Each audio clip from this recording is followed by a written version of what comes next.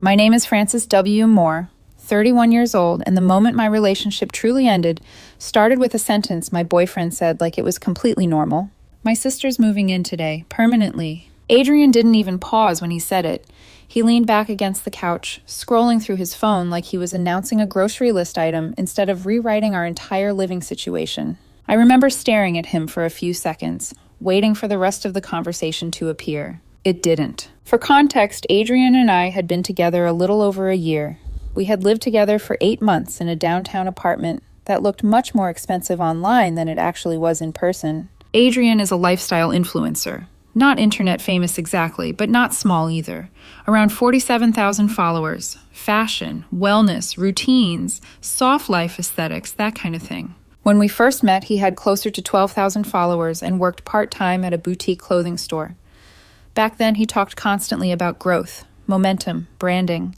Honestly, I admired the ambition. Ambition is attractive when it's paired with effort. What I didn't understand at first was how expensive his brand actually was. When we moved in together, Adrian couldn't cover the first and last month of rent. I did. He told me he'd pay me back once a few sponsorship deals came through. They never did. When he said his phone camera wasn't good enough for Reels, I helped him buy a new one. When his car didn't match the image he wanted online, I co-signed the lease for a better one. When he said stress hurt his creativity, I started covering more of the household bills so he could focus on content. That was probably the first place I messed up. Somewhere along the way, I stopped being Adrian's girlfriend and became his infrastructure. I was the one holding bags while he filmed outfit transitions in parking garages, the one waiting silently while he retook the same coffee sip 6 times to get the perfect aesthetic angle. If I accidentally spoke while he was recording, he would snap immediately. "Frances, seriously, you're ruining the vibe." Still, I told myself relationships go through phases. That support was temporary, that eventually things would balance out. Then last week, Adrian sat me down on the couch like he was explaining a change to a subscription plan. "So my sister Lila is moving in today. Permanently." I blinked. "Why?" He rolled his eyes instantly. "Wow, you're already being dramatic." Apparently Lila needed a reset. Apparently family came first. I asked where she would sleep. Adrian shrugged. "We'll figure it out." Then he crossed his arms and said the sentence that stuck in my head long after the conversation ended. "You'll be paying for everything. If you don't like it, move out." I nodded slowly.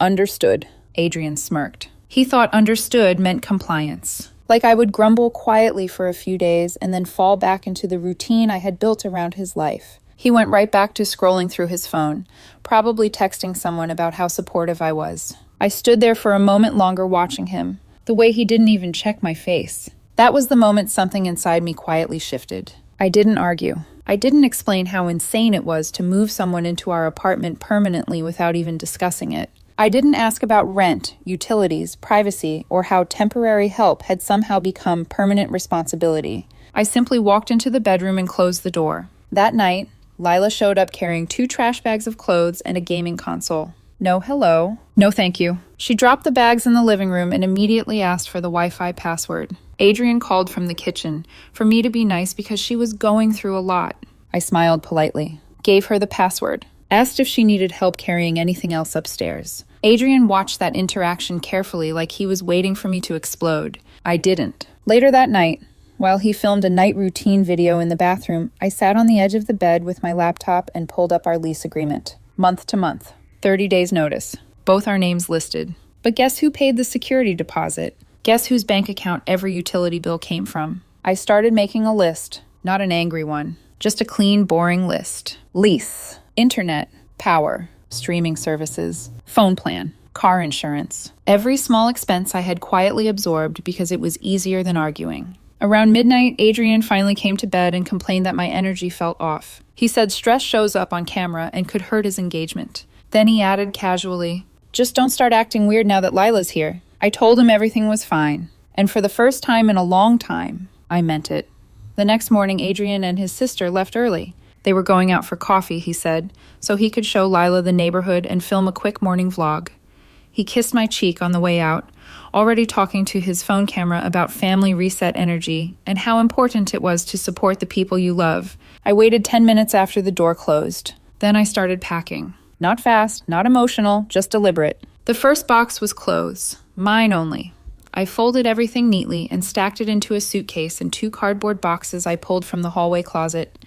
Adrian's clothes stayed exactly where they were. Next came books, then my laptop equipment, documents, and a few small personal things that had slowly collected around the apartment over the months. It was strange how much of the place wasn't actually mine. Most of the decor was Adrian's idea. Ring lights, camera tripods, aesthetic storage baskets, the little props he used for filming routines. The apartment looked beautiful on camera, but most of the space existed to support his brand. By noon, half my belongings were boxed. Around that time, I made the first phone call. Our landlord picked up on the second ring. I had never actually spoken to him before because Adrian usually handled the communication. He liked feeling in control of that kind of thing. "Hi," I said calmly. "My name is Frances Moore. I'm calling about our lease." I explained the situation simply. There had been a sudden change in the living arrangement, and I needed to remove myself from the lease. The landlord sighed like he had heard versions of this story before. "Month-to-month lease," he said. 30 days notice, no penalties. Then he asked one question. "Does your boyfriend know?" "He will," I replied. The second call was to my bank. I separated my account from every automatic payment connected to the apartment. Internet, electricity, streaming services, gym membership Adrian had insisted we sign up for, but never actually used. Each one scheduled to end within the week. It was oddly satisfying. Not dramatic, just clean. The third call was to a friend of mine named Daniel, who lived across town. "Hey," I said when he answered, "you still have that spare room?" He didn't ask any questions. "Yeah," he said, "desk or couch, whatever you need." By the time Adrian and Lila came back around 6 in the evening, the apartment looked very different. Boxes stacked neatly near the door, my suitcase beside them. Adrian froze in the entryway. "What is this?" he asked sharply. "Just organizing," I said. Lila looked between us for about half a second before shrugging and turning on the TV. Adrian followed me into the bedroom and lowered his voice. "Why are you being passive-aggressive?" "I'm not. I told you my sister was moving in." "I know," I said calmly. "You were very clear." He stared at me, waiting for the rest of the conversation. The apology. The negotiation. The part where I backed down like I always had. When it didn't come, his expression shifted slightly. Not panic. Annoyance. The kind you feel when an app freezes. "You're not actually thinking about leaving," he said. "Don't be dramatic." I taped another box shut and finally looked at him.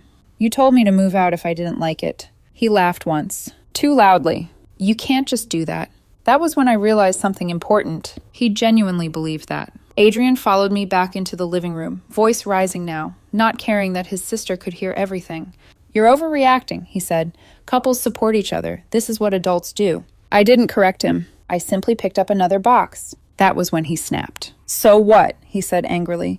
"You're just abandoning me after everything I've built?" That sentence landed wrong. Everything he built. As if I had been nothing more than background support. "I gave notice," I said calmly. 30 days. His eyes widened. There it was. The first flicker of panic. "You can't do that without talking to me first." "You talked to me," I said evenly. "You just didn't ask." Lila muted the TV. She was suddenly very interested in the conversation. Adrian crossed his arms, defaulting to contempt. "Fine," he said coldly. "Leave, but don't expect me to beg." He leaned closer. "You'll regret this when you realize what you're throwing away." I almost laughed. Not because it was funny, because it was predictable. He still thought regret only ran one direction. That night was icy. Adrian filmed a reset routine video in the bedroom while I slept on the couch. At one point, he actually hissed at me for breathing too loudly because the microphone picked it up. The next morning, the internet shut off at exactly 9:07 a.m. Adrian's scream echoed through the apartment. He burst out of the bedroom holding his phone. "What did you do?" I sipped my coffee calmly. "Canceled my account." "You can't do that," he shouted. "I have deadlines." "You should set it up in your name," I said. "You're the one using it." Lila tried to laugh it off until her gaming console disconnected. By noon, the power company email arrived. Then the streaming services logged out. Then Adrian's car lease payment declined. He sat on the floor staring at his banking app like it had betrayed him. "This isn't funny," he said quietly. "Fix it." I grabbed my keys.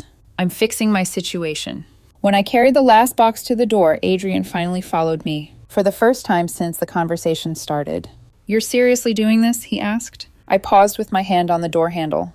"You told me to." Behind me, reality was finally moving into the apartment, and it was loud. I stayed with my friend Daniel for the first week. His place was quiet in a way my apartment with Adrian never had been. No ring lights, no constant filming, No phone propped against a coffee mug, capturing another perfectly curated morning routine. Just a small spare room with a mattress on the floor and a window that actually opened. The first night I slept there, I realized how tense my shoulders had been for months. When the silence settled in, my body didn't know what to do with it. Serafina, sorry, Adrian, didn't handle silence well. The first day he texted like nothing unusual had happened. Casual updates, small comments. Internet's being weird today, Lowell. I didn't respond. The second day, the tone shifted. We need to talk like adults. 10 minutes later, another message appeared. This is really immature. By day 3, the calls started. Missed calls first, then voicemails. Adrian's voice bouncing between irritation and disbelief. I don't understand why you're doing this to me, he said in one message. That line stuck with me. Not once did he ask where I was staying. Not once did he ask if I was okay. What he asked was when I was coming back to fix things. Like I had stepped away from a job. On the 4th day, I received a notification from the landlord. Adrian had called him. Apparently, he had cried on the phone, telling him we were working through a relationship problem and asking if the lease could stay unchanged until we figured things out. The landlord politely reminded him that I had already filed notice. That night, Adrian finally said the quiet part out loud. My sister can't pay anything right now, he texted. I thought you understood that. I stared at the message for a long moment. Not angry, just tired. I typed one sentence. You didn't ask me to understand. You told me to accept. An hour passed before his reply came through. So you're choosing money over me. That was the moment everything became clear. Adrian genuinely believed I existed to absorb consequences, so he wouldn't have to feel them. The next morning he posted an Instagram story. Black screen, white text, learning who's really there when life gets hard. Mutual friends started reaching out to me slowly. Careful messages that sounded neutral on the surface. Hey, just checking in. Which really meant, why did you abandon the influencer? I didn't explain. I just kept moving forward. At the end of the week, I went back to the apartment to collect the last few things. Adrian wasn't there. Lila was sprawled across the couch, surrounded by empty takeout containers and soda cans. The living room looked like someone had hosted a party and forgotten to clean up afterward. She glanced up when I walked in. You're the girl who left, she said flatly. Yeah, she shrugged. She didn't think you'd actually do it. Neither did I admitted. I walked past her into the bedroom. That was when I noticed the stack of unopened mail on the kitchen counter. Bills! Lots of them. Rent reminders. Utility shut-off warnings. Credit card statements with balances that made my stomach tighten. Everything was stacked neatly, unopened. Like if Adrian didn't look at them, they might disappear. I grabbed the last box from the closet. Winter clothes. Old hoodies. While I was taping the box shut, I noticed something else. The ring light was still standing in the corner. Camera mount attached. Background staged. Adrian had even left his caption notebook open on the bed. He had been planning to film a hard season video. That explained the dramatic Instagram story. He walked into the room while I was carrying the box toward the door. He didn't say hello. He leaned against the doorframe and crossed his arms. Are you done making your point? He asked. I didn't answer immediately. You really embarrassed me, he continued. Do you have any idea how this looks? That was the part that surprised me the most. Not how this feels. Not why did you leave? Just optics. I told people you were stressed, he added, that you needed space. Don't make me a liar. I finally looked at him. You already rewrote the story. He scoffed. Of course I did. I'm not going to tell people you abandoned me. I didn't abandon you, I said calmly. I exited a deal you changed without asking. His jaw tightened. Hey, you make everything sound so cold. That's because you only hear things when they affect you financially. He flinched. Then the pivot came. The softer tone, the one that had worked on me before. We can fix this, Adrian said quietly. My sister can find a job. We'll make a plan. Just come back. I shook my head slowly. You didn't want a plan, I said. You wanted compliance. His eyes filled with tears instantly. You're really just going to leave me like this? I picked up the box. You left first, I said. You just didn't move out. As I walked past him, he whispered one last line. You'll regret this. I stopped at the door, not to argue, just to say one thing. I already don't. 2 days later, the real panic began. And it sounded nothing like an Instagram story. 2 days after that conversation, the panic finally stopped being subtle. At 6:18 in the morning, my phone started ringing. Adrian. I let it ring the first time, then the second.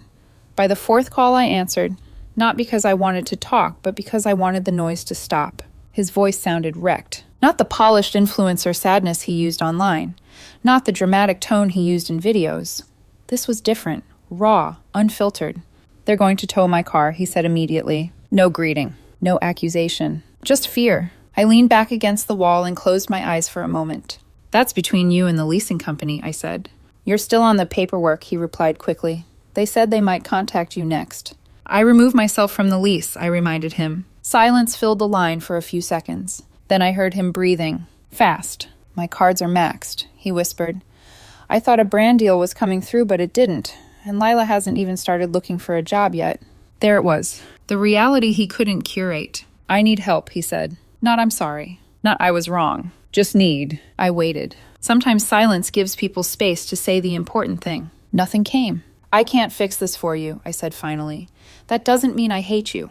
It just means I'm done funding decisions I don't get a voice in. His defensive reflex kicked in instantly. So you're punishing me. No, I said calmly. I'm opting out. He hung up. An hour later, a Venmo request appeared. No message. Just a number. I blocked him after that. Later that day, a mutual friend messaged me. Apparently, Adrian had started telling people I walked out during a family emergency, that I had been financially controlling and abandoned him when he needed support. I didn't argue with anyone. Instead, I forwarded a few screenshots. The lease agreement, the payment history, the canceled accounts. Then I stopped responding. That night, Adrian posted another story online. This time he was crying on camera, talking about betrayal, about being blindsided by someone he trusted. The comments were split. Some people were sympathetic. Others started asking questions. The video disappeared an hour later. Panic doesn't perform well when it isn't scripted. A week passed. Then another. Silence did what arguments never could. It forced Adrian to sit with the consequences without someone nearby to blame. I found out later that Lila moved out after 10 days. Apparently permanent, lasted exactly until the Wi-Fi, groceries, and ride money disappeared. She went to stay with a friend and told people Adrian was stressing her out. The irony didn't seem to register with him. A few days later, I received an email from Adrian. Long, carefully written, almost professional. He apologized for how things came across. He said he had been under pressure. He said family obligations had clouded his judgment. Then he added the line that told me nothing had actually changed. Relationships require sacrifice. Not mutual sacrifice, just sacrifice. I read the message twice and archived it. A few days later, I ran into him again by accident. This time it was at a grocery store. He looked different, not dramatically thinner or older, just smaller. No ring light glow, no carefully styled camera angles, just a tired guy pushing a cart half full of cheap essentials. He saw me and froze. Francis, he said softly, you look fine. I am. He nodded slowly. I'm figuring things out. I know. He waited for reassurance. When it didn't come, his voice sharpened. You really just walked away. I met his eyes. No, I said.